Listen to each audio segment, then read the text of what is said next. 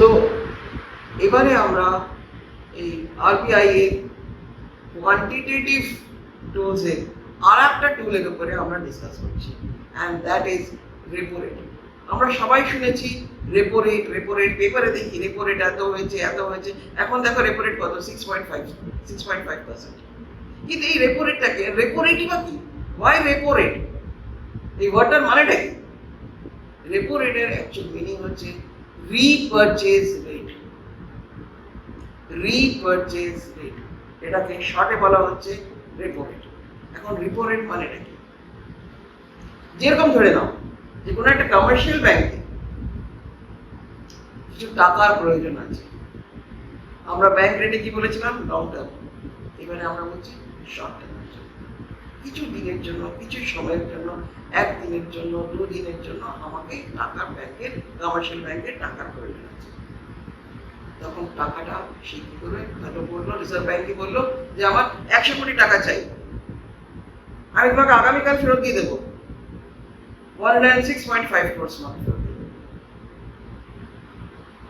তার মানে আমি 106.5% রেটে টাকা নিয়েছি। আচ্ছা, এটা কিন্তু ব্যাংকে আমি বললাম যে আমাকে টাকা দাও, আমাকে টাকা দিয়ে দিলাম, এটা হবে না। আমাকে তখন ব্যাংকের, রিজার্ভ ব্যাংকের কাছে কিছু সিকিউরিটি রাখতে হবে। And what is that security? Security is government securities, যেটা ব্যাংকরা পারচেজ করে।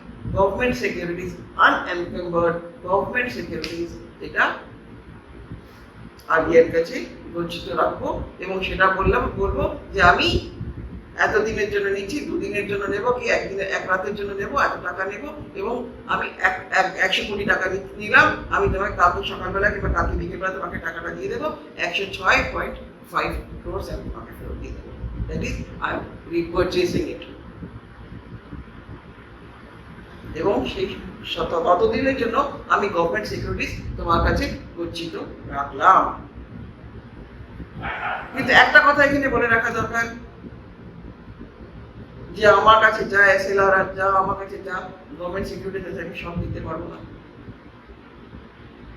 সব রাখা যাবে না। কোনগুলো রাখা যাবে? যেগুলো হচ্ছে আনএনকাম্বার্ড গভর্নমেন্ট সিকিউরিটিজ, আমি যেটা রাখা আছে সেই সিকিউরিটিটাও আমি রাখতে পারবো না, সেই সিকিউরিটিটাও আমি রাখতে পারবো না। এটা আনএনকাম্বার্ড রাখতে হবে, plus those securities which is not SLR এ রাখা আছে, সেখান থেকে আমি এই গভর্নমেন্ট সিকিউরিটিজ আমি নিতে পারবো। So this is called repo rate. How does it affect? এটা এফেক্ট করবে এইভাবে, গভর্নমেন্টের ইকোনমিতে কতটা টাকার প্রয়োজন আছে, কতটা টাকার প্রয়োজন নেই, তার উপর ডিপেন্ড করছে ব্যাংক কতটা লোন দিতে পারবে কি পারবে না, কোথা থেকে ব্যাংক লোন ব্যবস্থা করবে, everything is dependent on that.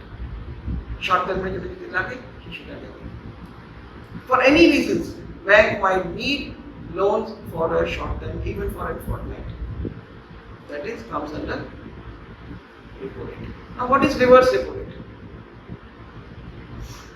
Reverse repo rate টা হচ্ছে সেই রেট যেটা আমরা এখানে repo rate কি বলেছিলাম, যে ব্যাংক শর্ট টার্মের জন্য আরবিআই এর কাছ থেকে লোন নিচ্ছে, মানে ব্যাংকের কাছে পয়সা নেই, ওই মুহূর্তে ওই কদিনের জন্য পয়সা নেই, সেজন্য সে আরবিআই এর কাছ থেকে টাকা নিচ্ছে। এবারে কিন্তু রিভার্স রেপো রেটে সেটা হচ্ছে না। রিভার্স রেপো রেটে এবার উল্টোটা হবে। আগের কেসে কি ছিল, ব্যাংকের কাছে ফাইন্যান্সের ফান্ডের কমতি ছিল, ঘাটতি ছিল, সেটাকে পূরণ করার জন্য আরবিআই এর কাছ থেকে কিছু দিনের জন্য, কিছু 24 আওয়ার্সের জন্য কিংবা ওভারনাইটের জন্য নিয়েছে। এবারে উল্টো হচ্ছে, এবারে হচ্ছে কি, ব্যাংকের কাছে ফান্ড পড়ে রয়েছে, খালি ফান্ড পড়ে রয়েছে, সেই ফান্ডটা সে ব্যবসায়ী কাউকে লোন দেওয়ার মতো অবস্থায় নেই, কেউ লোন দিতে আসেনি, সেই ফান্ড কিছুদিনের জন্য পড়ে রয়েছে, তো সেই ফান্ডটাকে শুধু বসিয়ে রেখে তো লাভ নেই,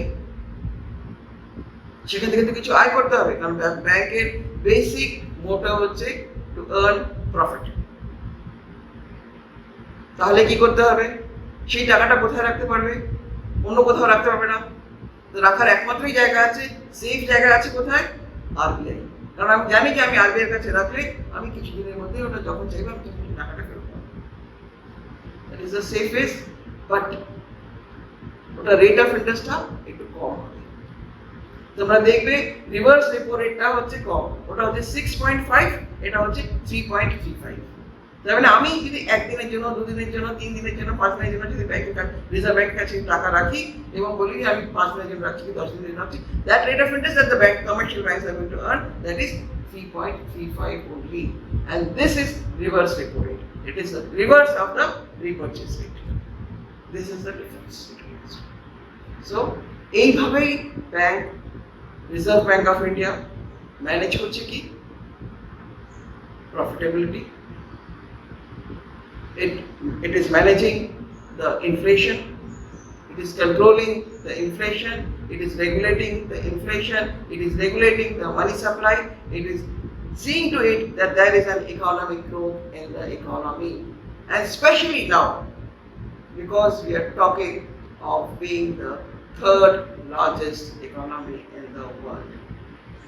So এটা রাখার জন্য ব্যাংকে এখন সবসময় খুব কেয়ারফুল থাকতে হচ্ছে। রিজার্ভ ব্যাংকে প্রত্যেকটি মুহূর্তে দেখতে হচ্ছে যে অন্য কান্ট্রিতে কি হচ্ছে, আমার কান্ট্রিতে কি হচ্ছে, অন্য কান্ট্রির কি পলিসি চেঞ্জেস হচ্ছে, আমার কান্ট্রিতে আমার কি পলিসি চেঞ্জ হতে হবে, এবং সেটার উপর ডিপেন্ড করছে ওদের দেশে কি গ্রোথ হচ্ছে, ওদের দেশে ইনফ্লেশন হচ্ছে কিনা, ওদের দেশে রিসেশন এসেছে কিনা, এবং সেটার এফেক্টটা আমাদের দেশে আসবে কিনা। এখন ওদের দেশে হচ্ছে, এখন আমাদের দেশে হবে কিনা, এবং এলেও কতদিনে হবে, এবং সেটা যদি হয় তার জন্য আমাকে আগে থেকে স্টেপস নিয়ে নিতে হবে।